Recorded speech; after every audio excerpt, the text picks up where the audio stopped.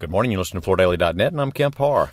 This morning, my guest is Lew Migliore, who's with LGM and Associates in Dalton, Georgia. Lew, how you doing? Good. Kemp, how are you? I'm great. Good to be with you. A little background on you. You've been in this business for a long time, and I think you moved from up north down here. How long has it been? I've been down here now about 14 years. Started coming here, though, in 1975, so I've been coming here for a long time.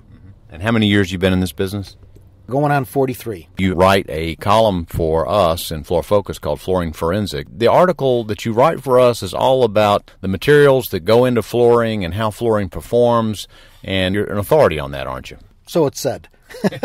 I would like to think so. After 43 years, I know a little bit. You're always learning something every day, though. Well, I wanted to talk to you about polyester carpet. I don't know exactly the percentage, but it's between 40 and 50% of all residential carpets sold, and that's way up from maybe in the teens a few years ago. And you've got some history with that. Tell us what you think about polyester carpet. Today's polyester carpet is actually a very good product. When it first came out, when I first got in the industry in 1971, we were selling a Codell polyester, and I was working in a retail store, and it was lush and bulky, but as soon as you walked on it, it was flat as a pancake, and you'd never get it up. And it seems that that reputation has followed it up to this point where many retailers are still somewhat paranoid about polyester. It has evolved over the years. It has gotten better. It is actually a good performer today for the category that it's in. So there are things you can do to it to make it work extremely well. I think the biggest thing that's happened is the way they make it now. There's more twist in it. Talk a little bit about that, if you would. Yeah, I'll give you an example of that. We recently did a study for a client, and we do a lot of consulting work, not just looking at problems, but we do a lot of consulting work for clients relative to what is the best product to use in this particular application. And we found that the products themselves worked very well. They responded to cleaning very well. They were extremely stain resistant. But one of the things that we found was the more twist, and this is something that we've known for a long time, the more twist you put in the yarn, the better it will perform. Years ago, I wrote an article that said, polyester versus nylon. And I kind of upset the polyester people, which I have done from time to time, upsetting all kinds of people. But they came and we had a meeting and they said, look, we think it performs this, that, and the other thing. And I says, well, if you think that you can make it better, do it. And they came back, and I'll be darned if they didn't do it. And I then wrote a follow-up saying, can a leopard change its spots? Which it did. And the difference was putting more twist in it. And at that time, J.P. Stevens, or JPS, actually was doing the best processing of polyester. And they had virtually no problems, no complaints with it whatsoever. Other people did, but that was one of the things that they were doing different. What we found recently is that the product is back to those levels of performance and can perform extremely well. And with this study that I told you we were doing for an evaluation for a client as to which one of these manufacturers' products should we use of 4, we said, look, if you go back to these people, they put 1/2 more twist in this yarn, it will outperform all of these others that are here. And it did pretty well, and the appearance retention was actually very impressive. Now, one of the changes is it was a staple fiber back then, probably, and it's filament now, right? Yes, it is filament. Now, the thing that a lot of people still talk about is the propensity to soil. Tell us what you think about that.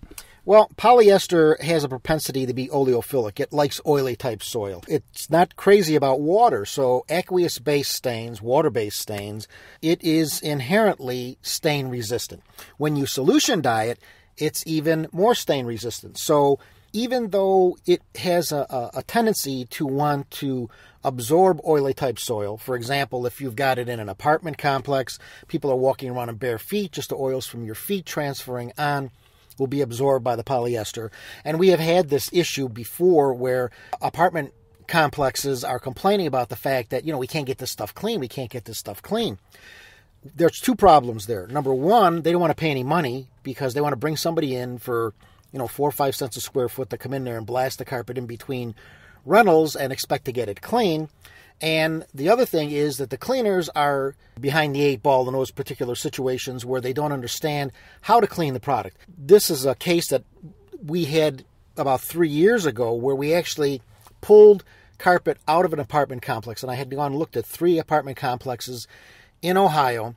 We pulled the carpet out, we gave it to our guy who's an expert in cleaning, and they came clean. But you have to have a concerted effort and know what you're doing in order to get them to respond, and they do. But it's just the fact that in apartments, they are very price conscious, not only for the product that they're buying, but maintaining it.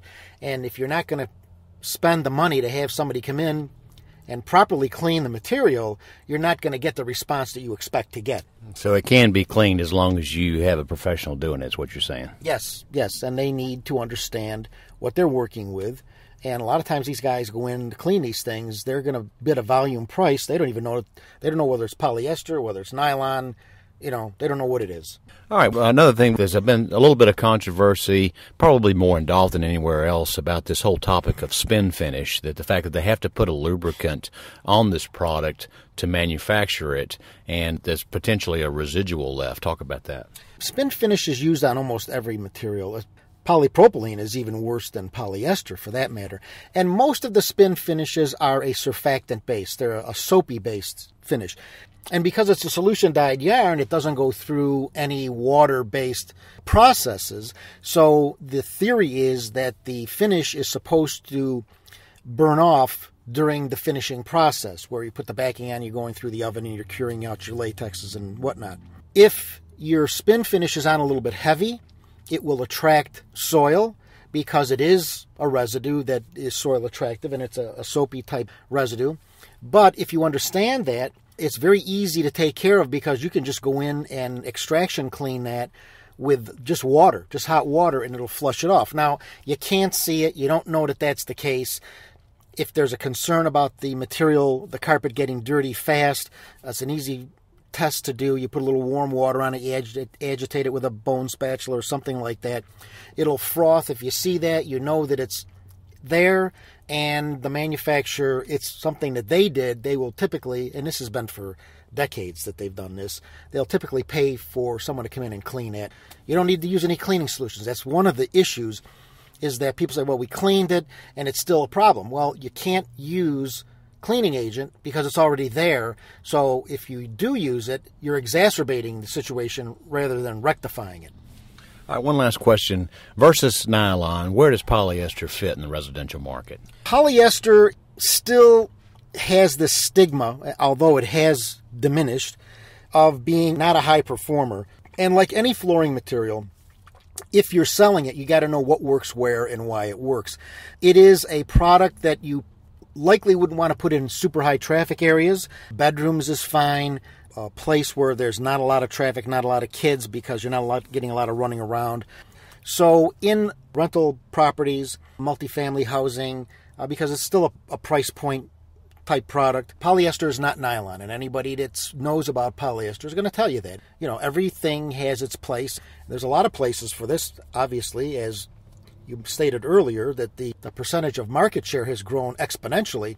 It's got a place, and it's enjoyed extraordinary growth in the last several years. So it performs well if you know where to use it. Oh, great, Lew. I appreciate you talking to us about this. Again, been talking to Lew Migliore about how the polyester carpet business has grown and evolved. And you've been listening to Kemp Harr and FloorDaily.net.